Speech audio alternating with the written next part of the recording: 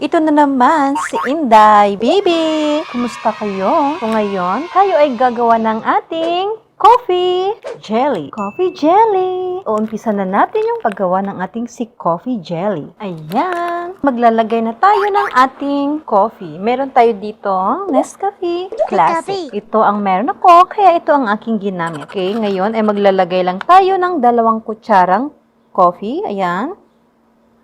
2 kutsarang coffee.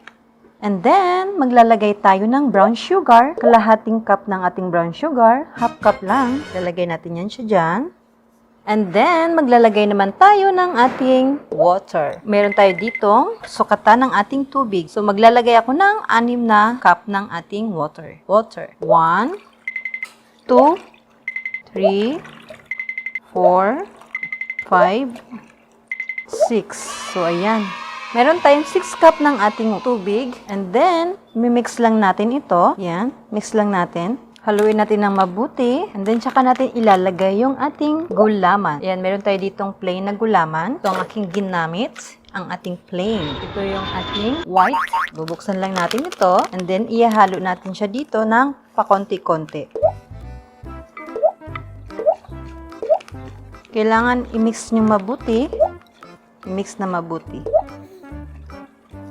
Okay, ibuhos na natin. Ito ay 25 grams na gulaman, yung plain. Ayan, haluin lang natin ito. Mix, mix, mix. So, ayan, natapos na natin ihalo ng mabuti. So, pwede na natin siyang isalang sa ating apoy. Sa ating kalan. Okay, buksan lang natin yung ating kalan.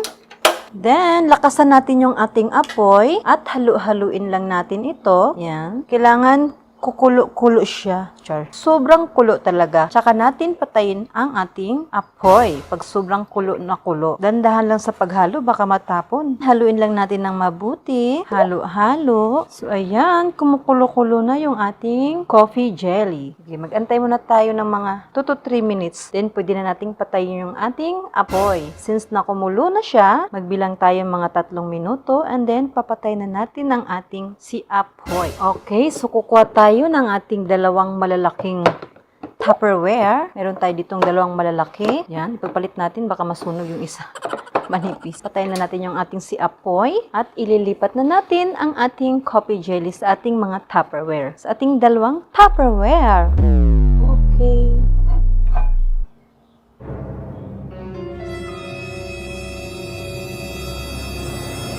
Ayan, hatiin lang natin ito. And then, yung sa kabila naman, lalagyan natin. Dahan-dahan dahil ito po ay mainit. Okay. Dagdagan natin yung kabila.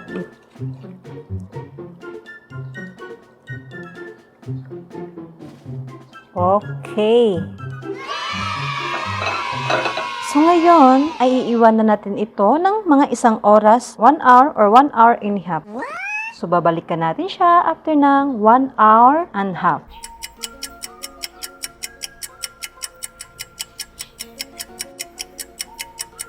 So, ayan na guys. Pagkalipas ng 1 oras, 1 oras ko lang siyang ginawa. Hindi ko na ng 1 oras kalahati dahil siya po ay, ayan o, nakita nyo, matigas na siya. O, yan. Diba? So, ililipat ko muna ito. So, 1 oras ko lang siyang pinalamig at malamig na po siya, hindi na po siya mainit. So, itatabi muna natin ito dahil meron tayong gagawin. Kukuha tayo ng malalim na ating lagayan ng ating mga ipangahalos sa ating coffee jelly. So, meron tayo ditong, tadaan! So, ayan, maglalagay tayo ng ating all-purpose cream Nestle. Cream. So, gugupitin ko muna siya. Okay, buksan muna natin. And then, yan. Ilagay natin ang ating cream dyan. Okay. At pagkatapos ng cream natin, ay maglalagay naman ako ulit ng ating Nescafe. Ang ating coffee ulit. Kukuha lang ako ng aking kutsarita. Okay, maglalagay tayo ng 1 kutsaritang coffee. Okay. Yan. At meron tayo dito condense. So, ito yung ginamit ko dahil hindi siya masyadong matamis. So, maglalagay tayo dito ng kalahating condense. Hindi natin siya kailangan ubusin lahat. Okay? So, itong condense na to ay kalahati lang yung ating ilalagay. Okay? Oops, sayang. So, kalahati lang yung ilalagay ko dyan. At ang isusunod ko naman ngayon ay yung ating i-bath. Meron tayo dito, same ng name ng ating condense. So, ang ilalagay ko naman dito ay kalahati rin ng ating i-bath. Hindi natin siya kailangang ubusin lahat. Okay. So, ayan. Tatabi natin yan. At mix natin. Haluin natin ito. So, ayan. Natapos na natin haluin yung ating ingredients dito.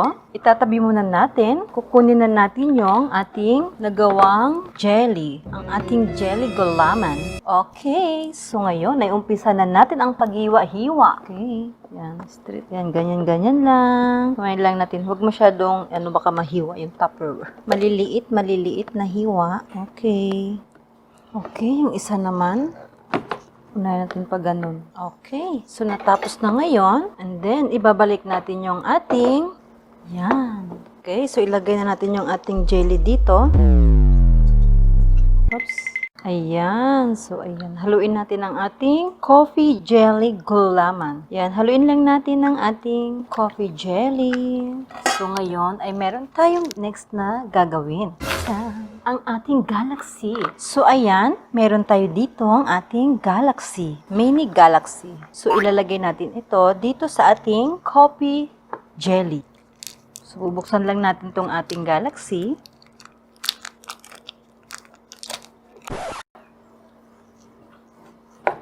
Oops.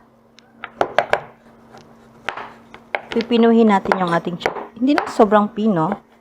Basta hiwain natin siya ng maliliit. So, ayan. Nahiwa na natin ng maliliit yung ating chocolate. Wow.